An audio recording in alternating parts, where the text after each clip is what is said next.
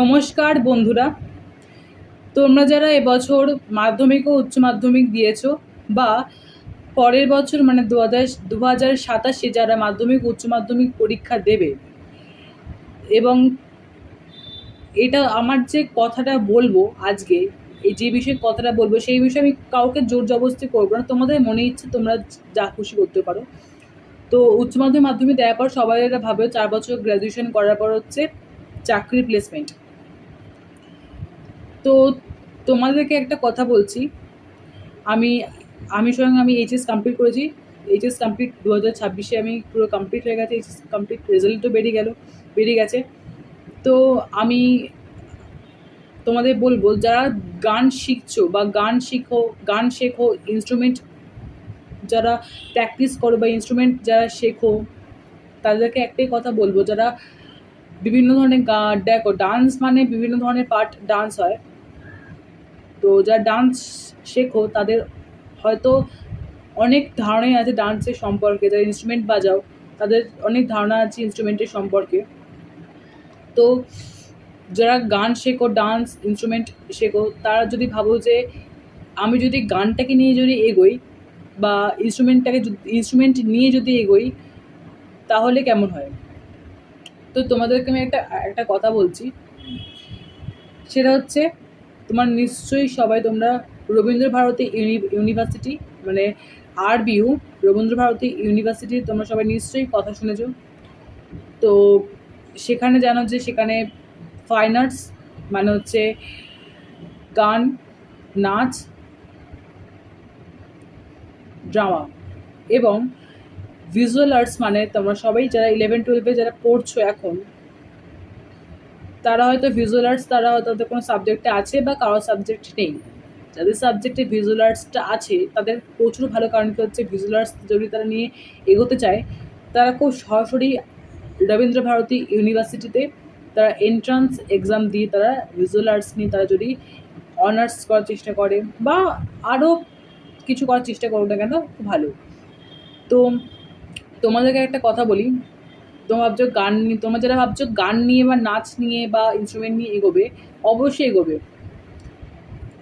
তো এখন যেহেতু 2023 থেকে 3 বছর ছিল, 2024 থেকে 4 বছর গ্র্যাজুয়েশন করে দিয়েছে। তো তোমাদের একটাই কথা বলছি, তোমাদের ভাবছো ডান্স নিয়ে এগোবে বা হচ্ছে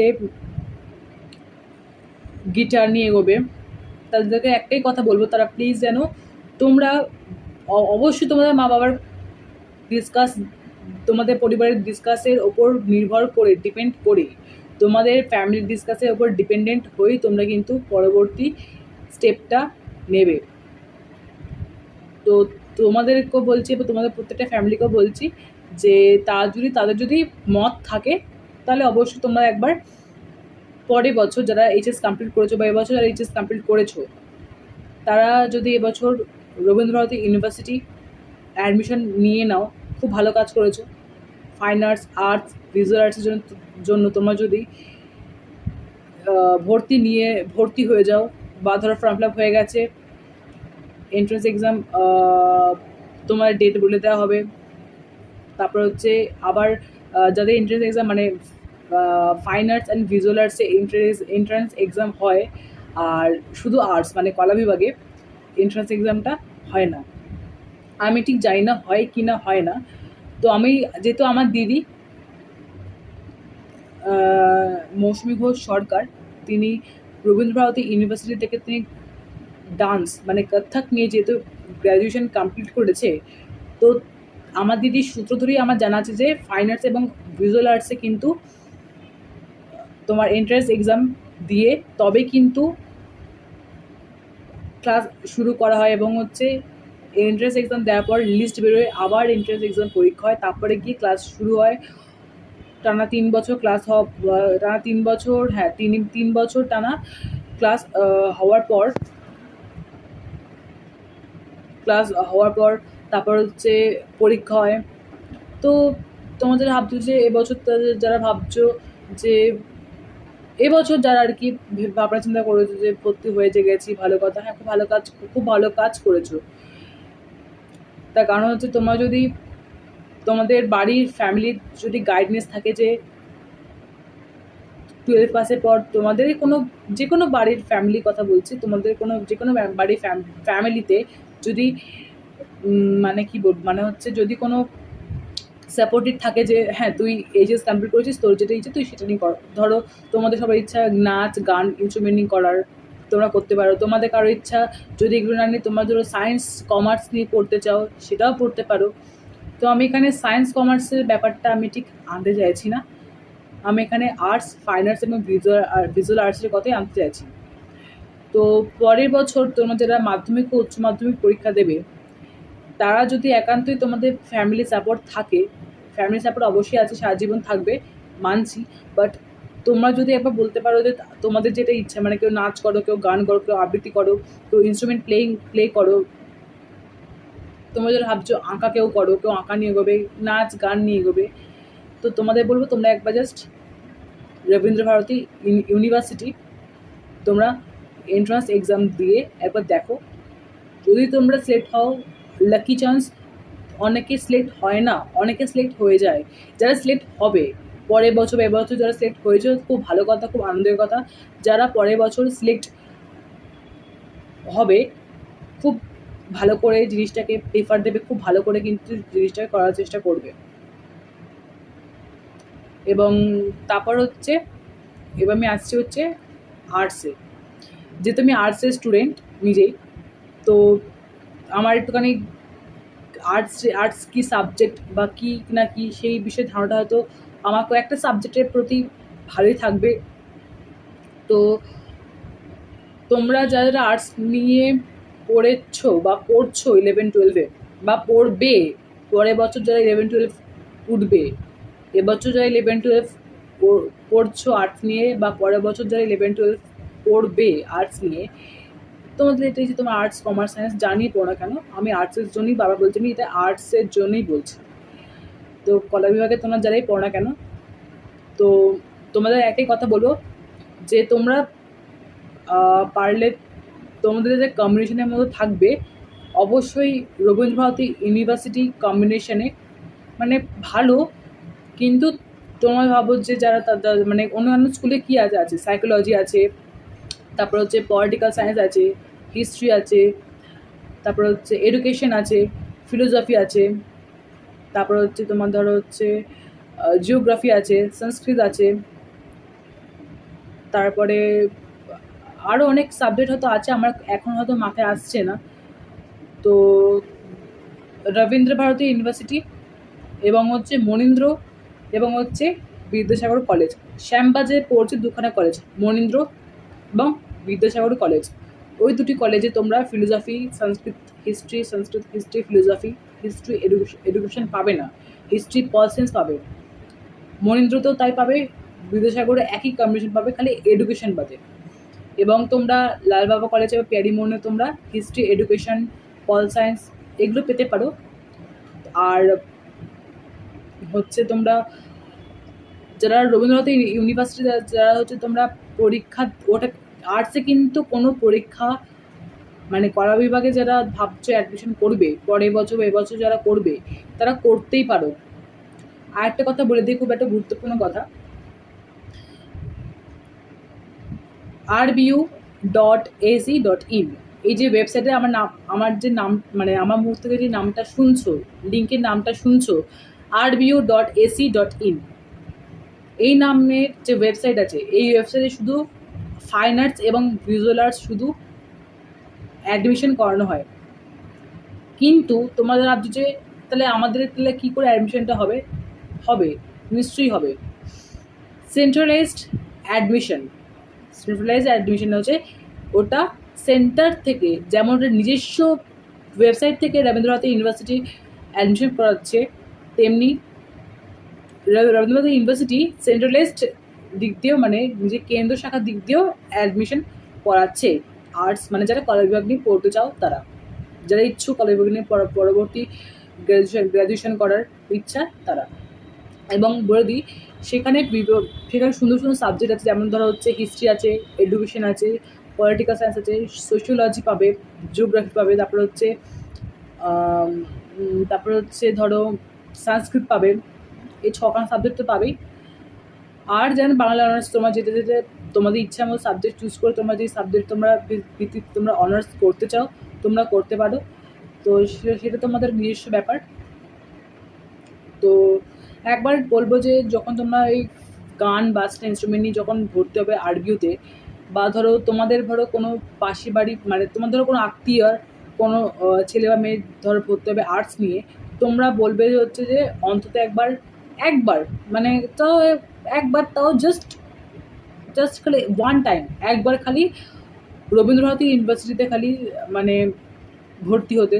কারণ কি ওখানকার অ্যাকচুয়াল যে ক্লাস সুন্দর, আমি নিজে ফর্ম ফিল আপ করেছি, আমি জানি না, বাট ওখানে কিন্তু 75% অ্যাটেন্ডেন্স কিন্তু মাস্ট। আর আমি নিজে হচ্ছে এইচএস কমপ্লিট, তোমাদের যেটা আমি আগে বলেছি এইচএস কমপ্লিট আমার হয়ে গেছে। আমি কিন্তু লালবাবা কলেজ, প্যারিমোহন এবং হচ্ছে মনীন্দ্র কলেজ এবং বিদ্যাসাগর কলেজ এবং রবীন্দ্রভারতী ইউনিভার্সিটি আমি ফর্ম ফিল আপ করেছি। তো আমার ইচ্ছা আছে রবীন্দ্রভারতী ইউনিভার্সিটির দিকে একটুখানি যাওয়ার, কারণ ওখানকার ম্যাম স্যারেরা গাইডনেস প্রচুর ভালো হয়, প্রচুর গাইডনেস ভালো করে পড়া বোঝান। তারপর হচ্ছে মানে সব দিক থেকে তারা খুব বেস্ট আর কি, বেস্টটা আমাদের ওপর দেওয়ার চেষ্টা করে যাতে আমরা সাকসেসফুল হয়ে আমরা যাতে একটা পদে উচ্চতর পদে আমরা যেতে পারি। তো তোমাদের আমি এই কথাই বলবো। আর আমি কাউকে একটা জোর জবরদস্তি কিছু করছি না, তোমাদের ইচ্ছা মতো তুমি তোমার সাবজেক্ট চুজ করতে পারো, তারপরে তোমাদের হচ্ছে স্ট্রিম চুজ করতে পারো তোমাদের ইচ্ছা মতো। এবং যারা আর্টস নিয়ে পড়বে, শুধু বারবার বলছি এটা কিন্তু শুধু কলা বিভাগের জন্যই কথাগুলো বলছি, কেউ বলো না যে আমাকে জোর করছে, আমি তো সায়েন্স কমার্স পড়তে চেয়েছিলাম আমাকে আর্টস পড়তে বলছে, বা আমি তো আর্টস পড়তে চেয়েছি আমাকে সায়েন্স কমার্স পড়তে বলছে। আমি একদমই কাউকে জোর করছি না, আমার জোর করার কোনো বিষয় নেই। তোমরা যারা আর্টস ভালোবাসো, যারা সায়েন্স কমার্স ভালোবাসো, অবশ্যই তারা সেই পথে এগোবে।